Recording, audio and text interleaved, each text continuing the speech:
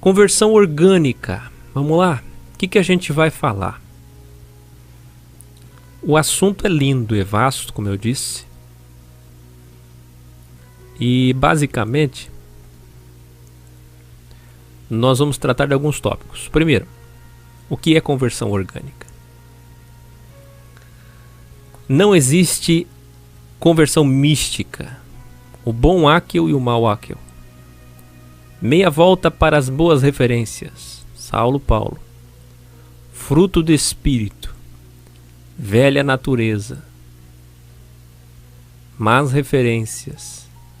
E a cobra de bronze.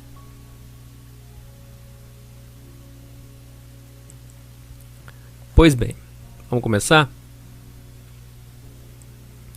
Deixa eu colocar minha imagem aqui da forma que eu gosto. Com retorno. Aí.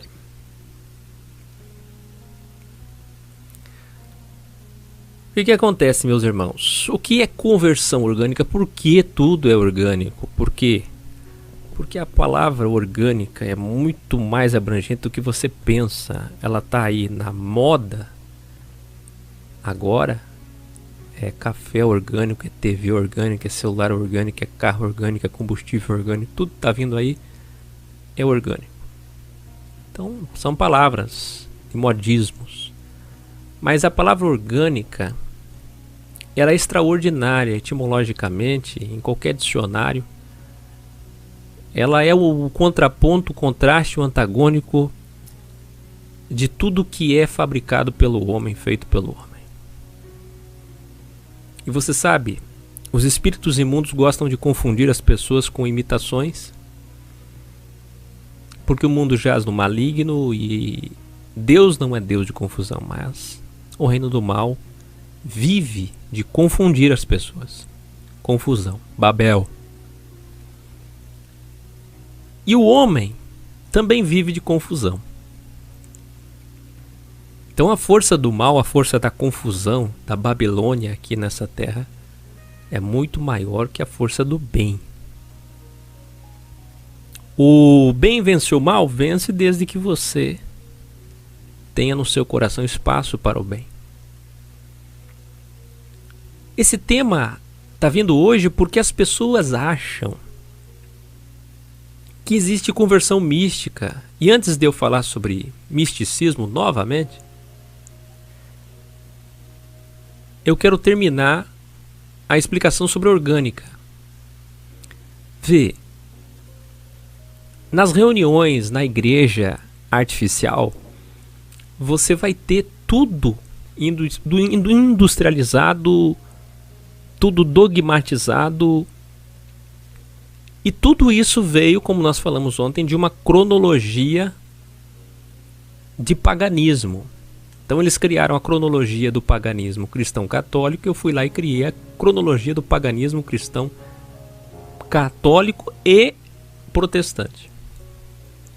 Porque como nós vimos ontem, o diácono católico falou para o Malafaia que hoje está evidente que o protestantismo é pior que o catolicismo. Tanto é que os católicos nos ouvem quando falamos para eles do Evangelho da Graça de Graça, e o protestantismo não nos ouve. É mais fácil hoje achar guarida, né? Ser recebido numa casa de espíritas, de católicos que querem ouvir o Evangelho da Graça de Graça, a uma casa de evangélicos. Acontece que o orgânico é puro,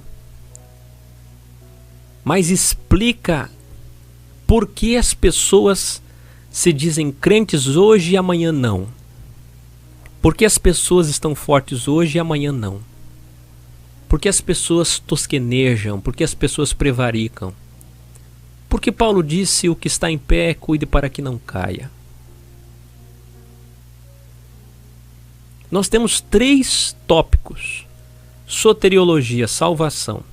Lá no curso Desteologizando, tá? Que é o mais profundo. Tem um vídeo meu lá de 3, 4 horas falando sobre soteriologia. Importantíssimo. Deus não interfere no livre-arbítrio.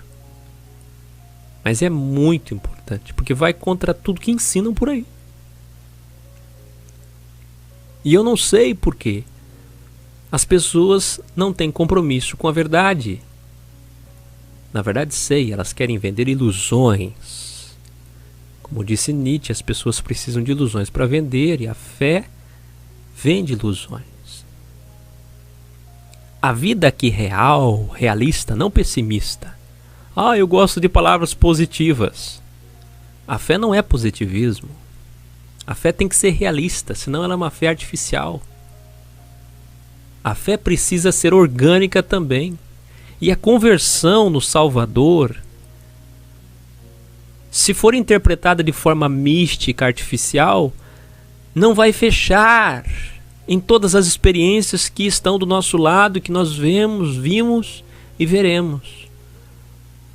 O que eu estou dizendo? Você sozinho, você mesmo, ou alguém que você conhece, já passou por experiências estranhas sobre conversão. O que eu quero dizer? Olha, Romanos 8 fala que é impossível voltar atrás.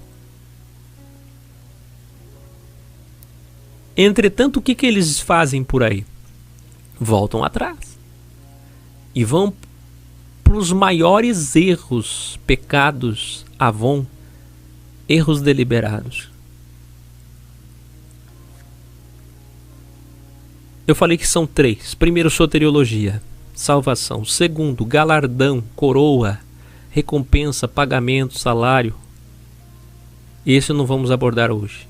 E terceiro, que vamos falar muito sobre isso, aqueles que, infelizmente, como na parábola da semente, vem a ave do céu e come, vem os abrolhos, os espinhos, vem o sol, cai à beira do caminho.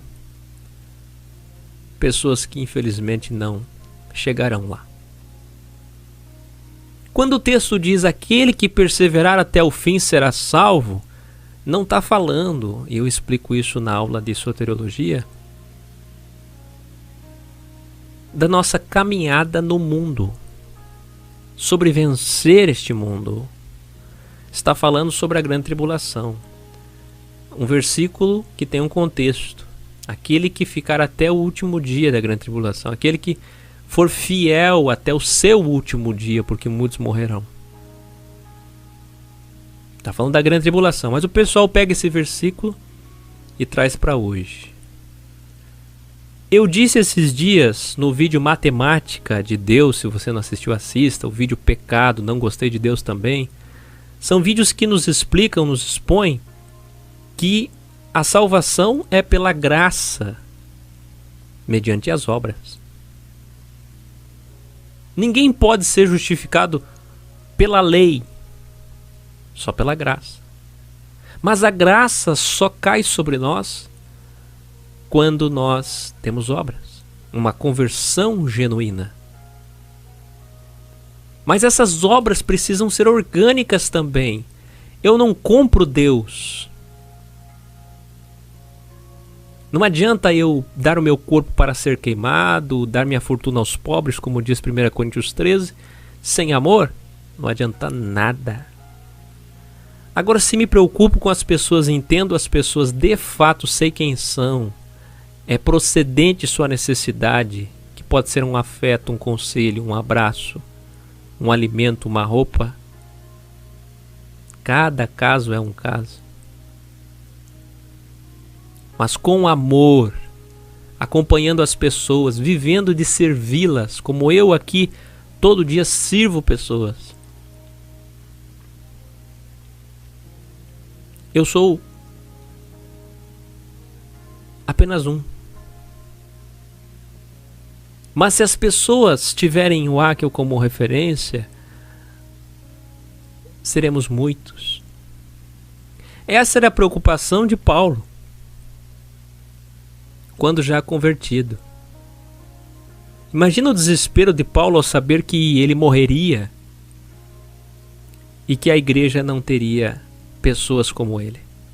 Por isso se desesperava em passar todos os conselhos possíveis para Timóteo, para Tito, para Filemon, para que eles seguissem seus passos. Então hoje nós vemos a conversão fabricada de pessoas que enchem o caminho largo das denominações, de campanhas, de autoajuda, de privilegismo, você é especial e aquela coisa toda. Uma conversão que vem fabricada. Eles usam todas as técnicas de indução, de persuasão, de sugestão, e você acaba entrando naquilo. Como alguém entra numa seita do chá alucinógeno, você entra para ser cristão. Ora, eles não te mostram Deus, eles não te mostram nenhum milagre físico, eles não te provam nada, mas pela fé que aquilo que não se vê, mas se espera, você compra produto deles, você paga para ouvir eles, você mantém aquela estrutura que você frequenta, e quando vier a primeira tempestade, a tua edificação é uma edificação sobre a areia, sobre o barro, sobre a denominação, sobre aquele homem, sobre aquele profeta, sobre o misticismo. Entenda, Jesus diz que uns edificam a sua casa sobre o artificial. Outros edificam a sua casa sobre o misticismo. Acontece que tanto o artificial como o misticismo passam como um vento. Na primeira tribulação que acontecer, esmagamento, o significado de tribulação, quando você for esmagado pela vida,